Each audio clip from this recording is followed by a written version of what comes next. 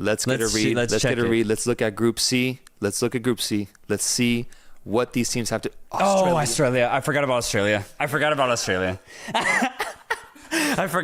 Australia. God damn it. Oh, God, man. That's tough for Indonesia.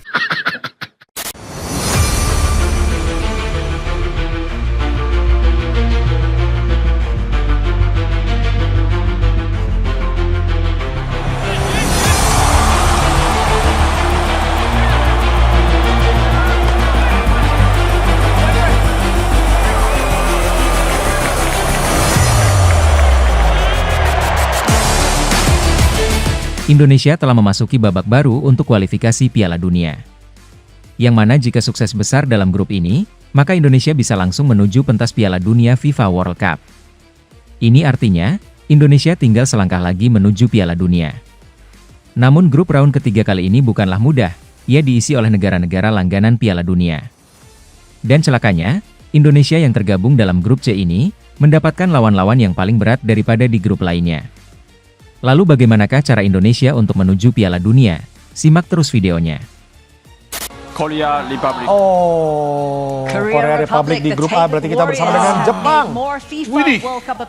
That means that in the last group, Japan, without even looking, Japan, Saudi Arabia, and Indonesia. Is there any other strong teams I'm missing?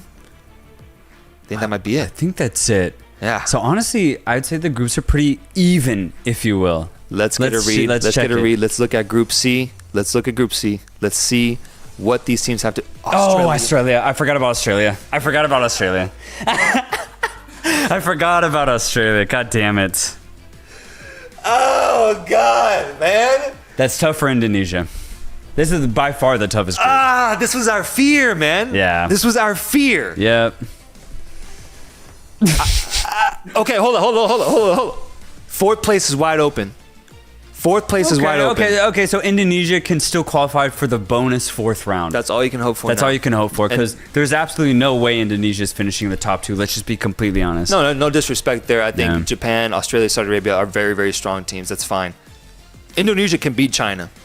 Yes. They can beat Bahrain. Bahrain will be tough. That'd be tough. Though. Bahrain will be tough. Bahrain's probably the toughest mid-tier team out of all these three groups. And let's be honest. Okay, now let's say this: out of those three teams, Bahrain, China, and Indonesia, who's more likely to get a surprise result against one of the top three teams? Japan, Australia, Saudi Arabia. Is it Indonesia? Is it Bahrain with their defense? Is it China? Who gets the surprise result? Because I think that might end up determining who goes through in that fourth place size. Who gets the upsets? Great point. Maybe Indonesia, man. Yeah. Maybe Indonesia. If you look at this group, I mean, clearly the top two will be some version of Japan, Australia. There's no question about that. Yeah. They are the clear favorites in this group. Saudi Arabia are on a bit of a decline, but they still have good talent. Yeah, they'll be fine. That'll get them enough to finish in third place. The fourth place spot is wide open, but my goodness, This is the toughest group. Group of death. Bahrain and China. China's incredibly stout defensively. That's going to be tough for any team to crack. Even Japan's going to struggle against China. And Bahrain are just a good team. They're well balanced. They have really good offensive pieces, and they also are pretty good on the defensive end. Ali Madan. And then you have Indonesia, who are a wild card. They're very good offensively.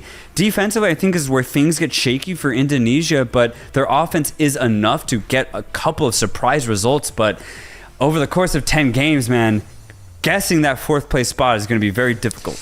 Indonesia needs to shore up their defense, because this could be a factor of goal differential. Yeah. That could come into play. And if Bahrain and China have at least somewhat formidable defenses, Indonesia might have tough luck in this tournament. They might. Man. I'm not saying they will. I just think that's the biggest thing they need to work on, is not even their offense, because we know they can score goals. Oh, yeah. Offense, I'm not worried about. Can they defend, man? Can they defend against teams like Japan, Australia, Saudi Arabia, and try not to concede more than 3 goals in each of those matches?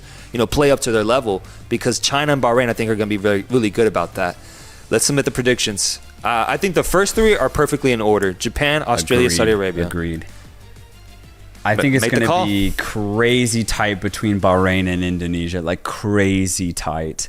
If the two played right now, I don't know if I could say there's a definitive winner. I'll be honest. I think they're dead even, truly. It's 50-50. Flip a coin, heads Bahrain, tails Indonesia. Bahrain have the better players, let's say, right? Indonesia have the more potential, though. Yes. The potential of Indonesia is higher than the current status of Bahrain. So if you hope that Indonesia hit their stride sometime within the next 18 months, then there's a great chance. There is a great chance that Indonesia finish in 4th place. The thing is, we know the limitations of Bahrain. We know them. We know them. Same with China. I don't know what the limitations of the Indonesian side are. No. I don't know the heights that they can reach. I don't want to be on the wrong side of history, because if they pop off, bro, we're gonna. I mean, I'm gonna be. I want to be a part of this Indonesian movement. That'd be so fun. I want to be part of it. That'd be so fun. So, for the sake of the channel, for the sake of the people that watch it, because I know we have a lot of Indonesian viewers, I'm gonna go Indonesia gets 4th. And I'll be cheering for them to get 4th. And I want everyone to know that, like, I'll be cheering as if Indonesia can get 4th, because I do believe that they can. This is by far, though, the hardest group. This is crazy. Yeah. This is crazy. Not even just for Indonesia. China and Bahrain low-key got screwed here. You really think about it. They got super unlucky, considering you're facing one of the best AFC teams, as well as really good mid-tier opponents. Folks, we need to know what you think about these results. If you're Indonesian, if you're from Palestine, from Oman, from Jordan, anywhere in the AFC region that is competing in these tournaments, let us know what you think about the draw results, because I think this is mind-boggling, these results, man. Like, does Jordan or Iraq top Group B? Does Indonesia get out in 4th place, or maybe even 3rd? Does one of these big teams disappoint? Maybe that could happen. We could see a team completely disappoint on this stage. Anehnya, sebelum laga dimulai, pandit sepak bola sudah memprediksi bahwa tim yang dianggap lemah di grup C seperti Bahrain, dan tim yang tidak terlalu dikenal seperti Indonesia akan membuat onar dalam grup ini. Dengan kata lain, Bahrain merupakan calon kandidat the underdog, sedangkan Indonesia calon kandidat kuda hitam. Dan benar saja, kedua tim yang dianggap remeh ini berhasil membuat frustasi negara raksasa Asia yang merupakan negara langganan Piala Dunia seperti Saudi Arabia dan Australia. Let's say they just draw a lot of games, which I could see happening. I don't trust this Saudi offense whatsoever. Then it does leave room for Bahrain and Indonesia to make things very interesting. Because if Saudi Arabia has any sort of inconfidence throughout this whole qualification stage, and Bahrain and Indonesia can somehow get the points that they need to get, then I think it'll be a battle for 3rd and 4th place amongst 3 teams. I hope it's like that. Yeah. I hope it's like that. I really do.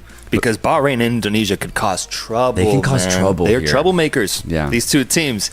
Bahrain, Indonesia, 2 teams that I think are going to have such a fun journey throughout these next 10 games, because even just looking at Indonesia and the teams that they face off in this specific window, dude, they got to face off against Saudi Arabia and then Australia. Yeah. Back-to-back giants, dude. Tough, man. But these are the games that we were talking about with Indonesia. This is where we find out, what are they made of? What are they capable of doing? Because the rise that they have been on is the opposite of Saudi Arabia right now. They are just on an incredible rise, dude, that even I've come to learn about from, doubting them at the AFC Asian Cup, seeing them thrive and go to the round of 16. Indonesia has an opportunity here to make history for their country and aim to get 4th, aim to get even 3rd in this group against a suspect Saudi Arabian team. I'm going to just get straight to it. I think they will. Yeah. I think they will. 3rd, I don't know. But 4th, I think they can do it. I think it's going to get dramatic for Indonesia, just because you look at this squad, I still can't believe how young they are. I can't believe it. The starting lineup is just 20-year-old, 21, 22. And that might be as old as it gets sometimes, man. It's nuts. The amount of players that are over 25, it's only like 4 players. It's crazy how young this team is. But that's what's exciting about Indonesia, because yes, they may be inexperienced, and that's going to come into play throughout this qualification stage, but the talent that they have is very exciting. And not even counting the players that play in Europe, even the Indonesian players that play domestically, they play at a pretty high level. Similar to Jordan, I think it's surprising the level that some of these players play at, even though these are like basically non-existent leagues to the world of Europe, the world of the Americas. So I think they're going to be able to surprise in that manner for sure. And the test against Saudi Arabia, this is the games where you need to get the points, or at least show that you can maybe get a draw against Saudi Arabia at the very least, because Australia, Japan, right? These are big hitters. They go to the World Cup and they perform at a very high level. I think to get points against them is going to be very tough. But against a shaky Saudi Arabia, this is where you show up. This is where you get those surprises. And I hope they do, man. Their players are just way too likable. Their risky offensive football is so fun to watch. And in a world where a team like Saudi Arabia plays so conservatively, it's just fun to see a team just go all out. Indonesia are that team, and I just want them to succeed simply because of that. Is that the game of the week then? Saudi Arabia versus Indonesia? Yeah, it's got to be. First game we see, or at least on that first match day. Yeah. Saudi Arabia, Indonesia is going to be a must-watch game. Two other factors that I think are important for Indonesia throughout these next 10 games that I think will make it really fun for them to watch as a neutral is obviously the crowds that they bring in. I want to see what their home games look like, man. Yeah, same. I want to see what, going to Japan, going to Australia, Saudi Arabia, what those matches look like, because, I mean, we've learned from just YouTube, they've got an insane fan base. Yeah, like they know how to show their numbers and support. So I want to see how the fan base and support can actually have an impact in these games. But then also, from what I'm reading throughout this next year, I'm interested to see what players Indonesia specifically can bring into their squad, because they have like 5 players, I believe, that are in Europe that haven't played for Indonesia yet, but are in the process of becoming eligible to play for Indonesia. Yeah. I think like Martin Paes might be one of those that hasn't played yet but can. Yeah, no, he just got called up. So if he plays in this window, Baez will get his first appearance for Indonesia, which is huge because for me, and obviously if you watch Indonesia, their definite weak point is not their offense, it's their defense. That back line is so shaky, man. And unfortunately, it might cost them qualification to the World Cup. It can be that much of a liability. But Baez is a really good goalkeeper. He's been playing for FC Dallas for the last couple of years. FC Dallas. Shout out FC Dallas. Dallas till I die, baby. But that's a huge get.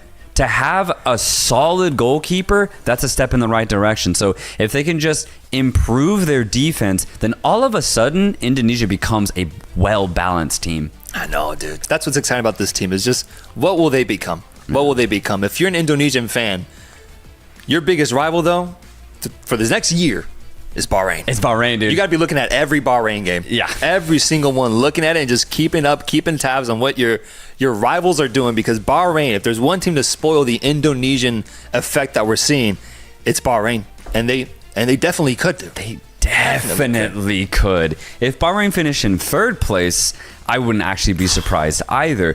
The problem with Bahrain is they're very inconsistent. Right, they'll play one match and they'll play it very, very well, and then the very next game they're losing 2-3-0.